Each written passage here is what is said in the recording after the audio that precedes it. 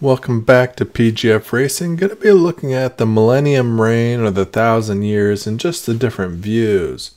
I don't know about you, but for me, it's always confusing. Premillennialism, postmillennialism, amillennialism, full preterism.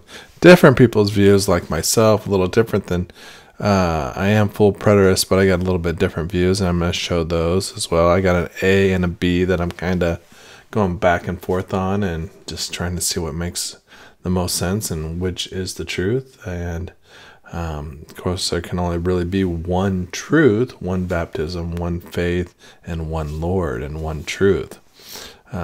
Truth is flexible to some degree.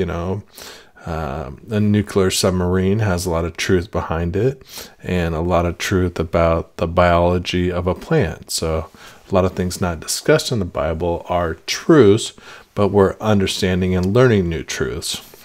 So it's an ongoing process, and as far as that goes, but morals and things of that, there is one truth and one Lord established from the Bible. But today we're going to look at the Millennium reign, and for me it's always confusing, so I just made this chart to understand the differences. In the blue, basically it's just nice and little, get it all on one screen, but I wanted to have it bigger to view as well, and so we'll just look at the little tiny charts here first, then go to the big chart. So like I said, it's always confusing for me, so I built this chart just for ease of myself, and I thought it might be useful for as well, so I'll put a link below to it. It's not really mobile friendly, it's just meant to be useful to look at as a tool.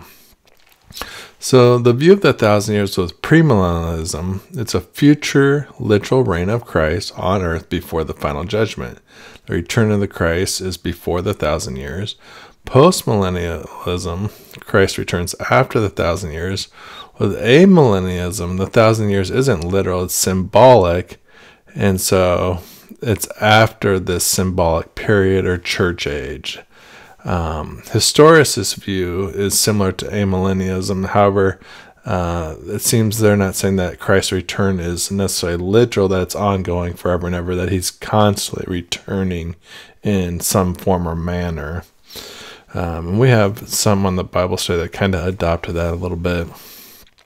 Full preterism, most say it's the 1,000 years is the symbolic events happening between 30 AD and leading up to the destruction of the temple of 70 AD, that the old covenant was fading away.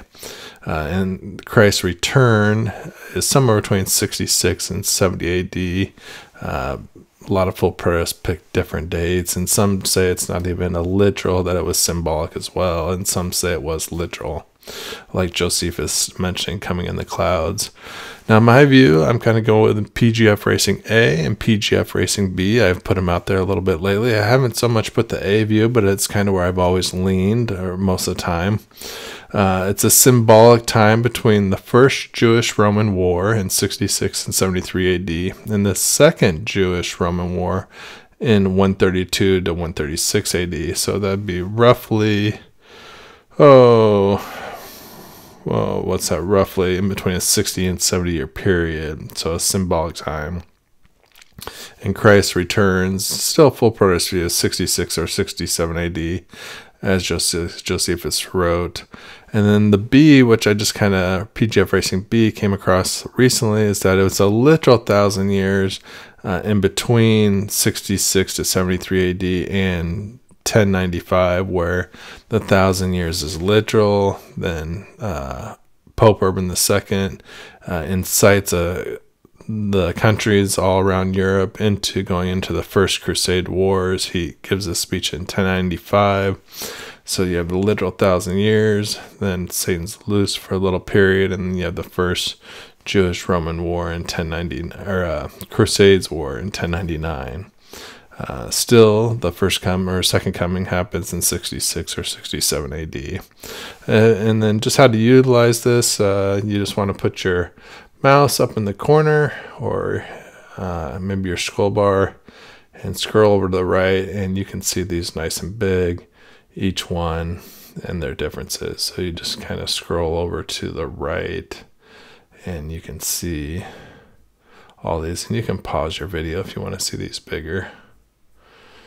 So we'll just go all the way over to the views. And this is the one I lean at the most. Again, symbolic time between the First and Second Jewish-Roman War. This includes all 11 kings. This is kind of why I prefer this, where most full preterists only go to 5 or 6 kings. So I think that's just not right. And then this one I've been entertaining lately, which has a lot of promise as well. But again, there can only be one. As always, love you lots. PGFracing out. Have a great day.